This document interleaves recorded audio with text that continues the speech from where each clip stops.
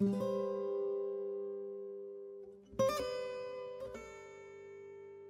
Wendy Carpenter, was born in Duluth, Minnesota, and moved to Wisconsin when I was about 2 years old.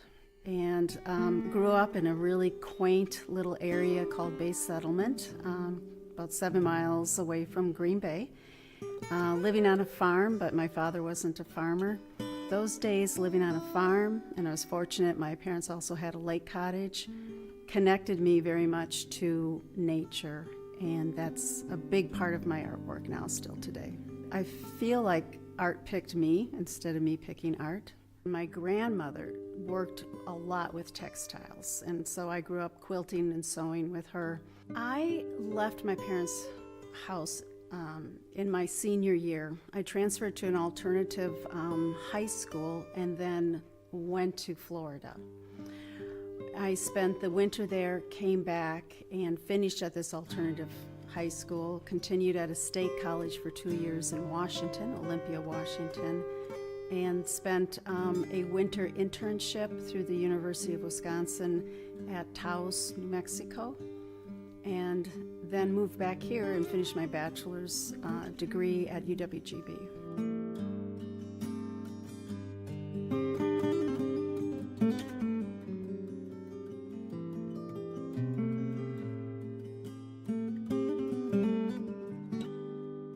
Had I been born in the late 1800s, I would have been part of the American modernism movement, and Georgia O'Keeffe was a very big influence on me. That's probably why I did the internship in Taos, very close to where she was creating artwork before passing. The other person is a professor, Karen Winzens, and she was the textile professor at UWGB. She was very influential.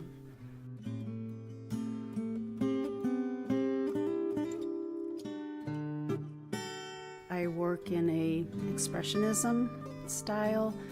I do that through weaving off loom and on loom and creating three-dimensional work.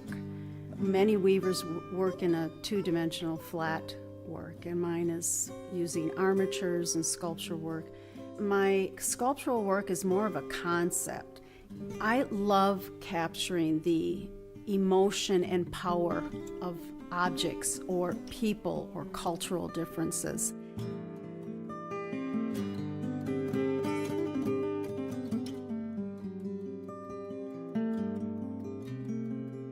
I now have a store in Antigua, Guatemala, and that's where we work. I have all the machines and equipment down there. Working in a different culture like Guatemala also helps me with my fine art. The other part of that is it's really gratifying for me to help people excel in their area. So what I do in Guatemala helps the weavers of Guatemala.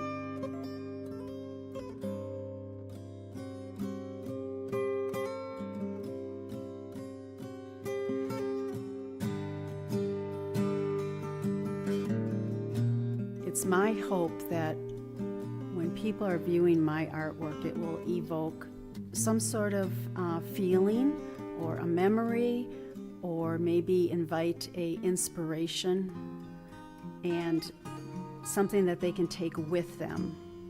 I think that's the beauty of abstract art. Everything isn't spelled out, and each person is going to walk away with something different.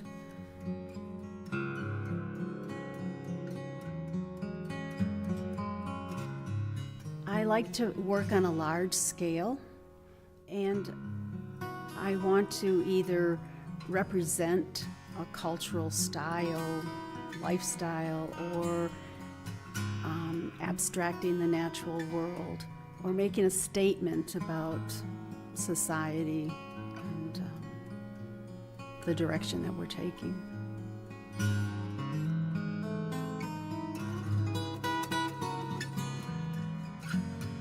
I love producing work that invites a certain response from people. I don't want it to be a paint by number. I don't want it to be too laid out so everyone sees the same thing. I want a different experience for each person viewing. And by doing more abstract designs and working with my own personal interpretations, I can accomplish that. I can capture the emotion or power of each object or cultural difference. I'm so proud when I complete a piece or a series and see, wow, it's really successful, and it was just in my mind, oh, I would like to create like a bird sculpture, for instance. Well, I've never created a bird sculpture, but once I get an idea, it amazes me that I actually can follow through and do this idea, even though a little voice in me is saying, well, how are you going to do that? Well, I don't know, but we'll figure it out, And that's really rewarding. The collaborative work is rewarding because I'm helping other people. And I have a close connection with the ladies and the men that I work with. My gallery is in Fish Creek, and I'm on County Road F. It's 9204 Silk Road. I've had my gallery in Door County for 37 years, and it's pretty informal now these days. I live right at the same location, and I get a lot of repeat customers, so it sometimes feels like a little reunion with certain people coming back.